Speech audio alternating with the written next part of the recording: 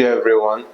I am Mmuta. I'll be taking you guys on economics, and today we're looking at the topic definitions of economics. Economics is a common word that we always hear, okay, and we know definitions of economics in a layman understanding.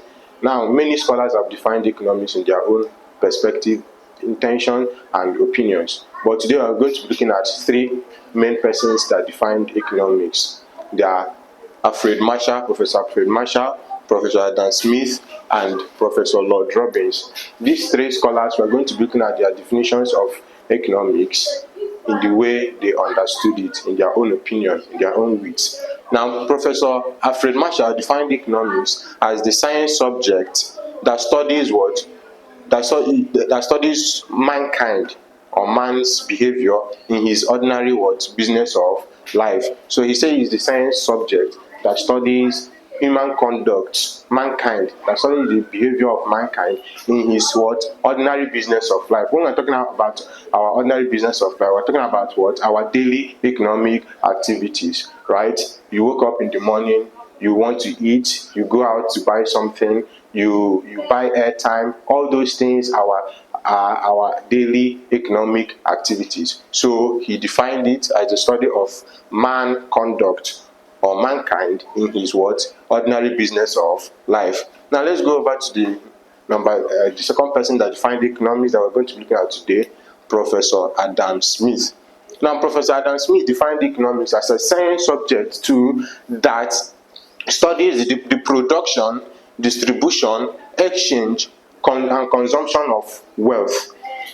He defined it in such a he focused on the economic growth and development of an economy as regards to its effect on the nation's wealth. That is his own definition of economics. So he's trying to tell us that economics studies how we make wealth. That is the production, right?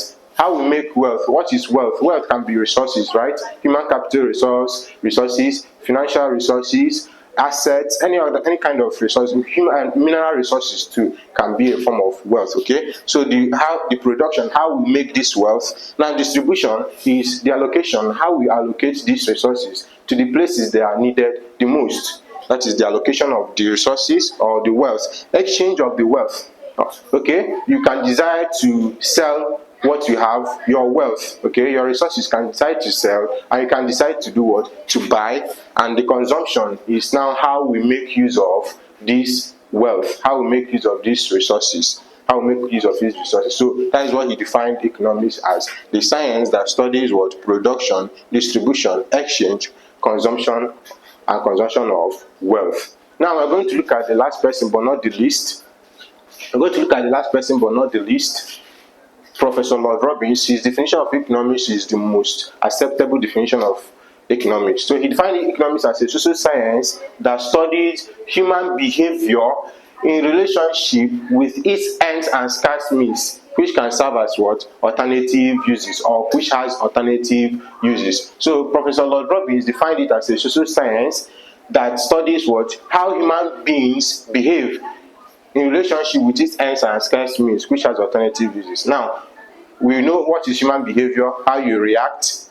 Ends, when he talks about ends, he talks about our unlimited wants, our unlimited wants. Now, when he talks about scarce means, we talk about limited resources. And alternative uses is different purposes which it can serve. Okay, so this is just trying to tell us that economics defines the human activity or how human being reacts while trying to satisfy his unlimited wants, which is limited resources.